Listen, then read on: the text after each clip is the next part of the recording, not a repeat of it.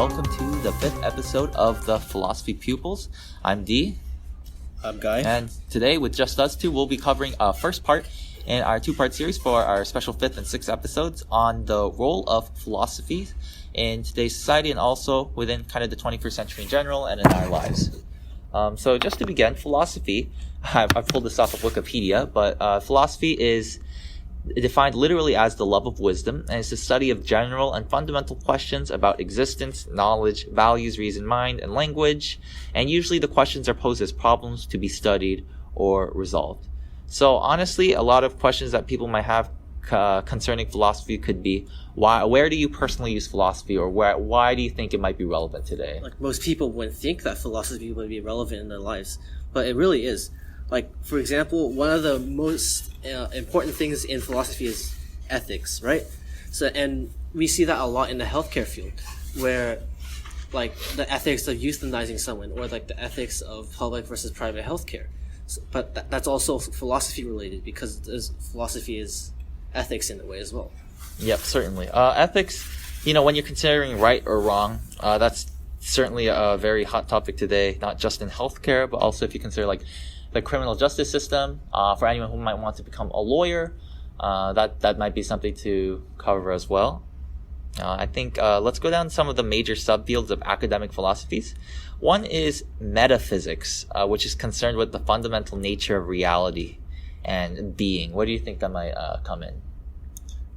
Certainly that plays a major role in religion,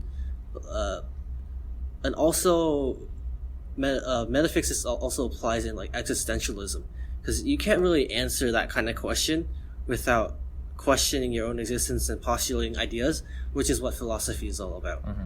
I think it also plays a role in considering like why you want to do something. If you have a reason, or even if you're thinking about a reason for your existence or what you want to do, why you want to do something, I think philosophy helps a lot with that. Next section, Epistemology, about the nature and grounds of knowledge and its limits and validity. Epistemology definitely plays a big role in science. Yeah, for sure. So I think that for sure a major part of epistemology is its role in AI. I recently read Isaac Asimov's book, I, Robot. It kind of involves like the evolution of robots in an alternate reality of Earth. Like, imagine if robots with actual AI, sentient intelligence, came into being. How would you know what they're going to do? How would you make sure that they don't try and overthrow? Well, you would have to postulate like what they're going to do, and like try to predict what they're going to do. And in order to do that, you would need some form of like knowledge and base to base your predictions off of. I think this also plays a role in science as well, because obviously our scientific experiments as of now kind of assume that the natural phenomena that we observe in this world are valid, and that we can use it to create generalizations about the different phenomena in our world. But imagine if we were all living in a simulation, for example. In physics, I know we learned this in class, that we have to use formulas that don't work in the real world. We use it in a fictional world. Yeah.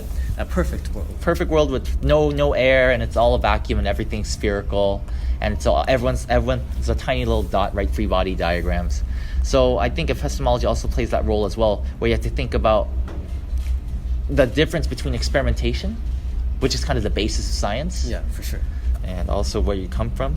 Oh, and I think the next section, a major subsection of philosophy, definitely is a huge role. For anyone who asks, where does philosophy come in? Where is it relevant? Political philosophies. For sure. What's the study of politics, liberty, justice, property? I would even go to say that politics is philosophy applied, because you need to have a basis in your beliefs in order to even be a politician. Like, what's your position on X idea? Well, you would need to have some formation of like knowledge and like thinking before you even get there, right? I think so. So like the ideas such as liberty, justice, property, rights, law, they were all like created and thought of by like various philosophers. Like, for example, John Locke and his natural rights.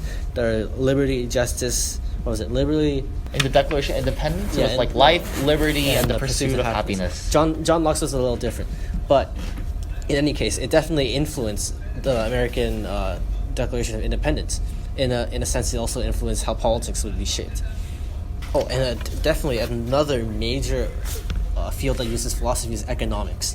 So economics is literally based on like what kind of government or ideology you think is the best, like communism, socialism. And we use capitalism, right? That's as our form of economics.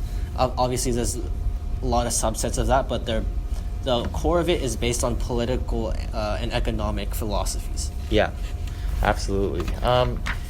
Let's go on, and I think the next major field of philosophy is logic, which studies the different forms of inference and the general laws of truth and how you're able to create your ideas.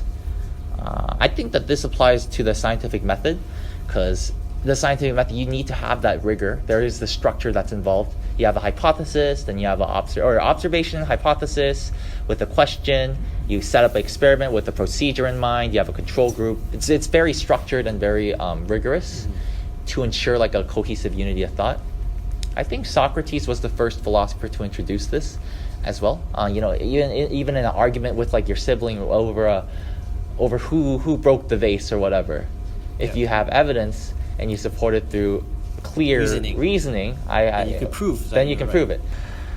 And I think the last one would be philosophy of science, or the central questions that concern what qualifies as science, what would you consider to be scientific, the reliability of scientific theories, and the ultimate purpose of science. Ultimate purpose of science. Well, first off, the scientific method, I would say, in a sense, is a philosophical method. It's based off of empiricism. So, and that was a thought process of like doing an experiment to prove a question, which is in essence what science is, right? Propose a question and you do an experiment and you get the results, you revise your question, which is also a subsect of philosophy in that case. I think also the question of what qualifies as science, or what do you consider to be good science, has been rising more and more. You see different studies that come out that give opposite results. We studied this and I don't know, coffee makes you grow taller. We study this, coffee makes you grow shorter. You can even go back into ethics with science, because what is the moral boundaries for science? For example, like designer babies. Oh yeah. Like, do you want to like genetically enhance these certain babies? Like what's the moral grounds? Like do human experimentation? That's also technically part of science, but it's also a philosophical question and the moral question. Philosophy definitely has a major role in like every single field, or almost every single field, because it has to do with ethics and your moralities and like your reasoning. This was the first part of our 2-part series on why philosophy, why we personally as students have come together to talk about it. Our next part will kind of talk about where we thought that different jobs, occupations, or roles in life might require the use of philosophy.